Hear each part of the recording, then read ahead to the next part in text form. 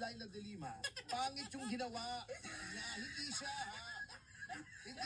siya. Pangit. Ang ganda-ganda nga ni Laila de Lima. Kita mo, napakalakas ng apil nun. Anong mo kay Ronnie Dayan? Sabi mo kay Jonel. Sino pa? Ano ba ginawa, sir? Hindi. Yung impeachment kasi, okay. wala akong magawa na noong Sabado at Linggo, weekend, tapos ko na yung column ko dun sa isang pahayagan, may mga bisitang konti.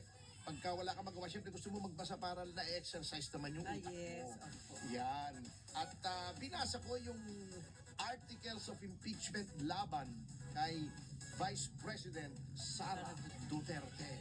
At, nakaw, napakapangit.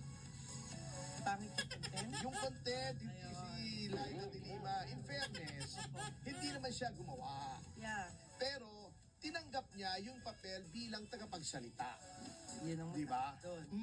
So, kung tagapagsalita ka ng isang movement or isang activity or isang undertaking na pangit, pangit na rin yung ginagawa mo.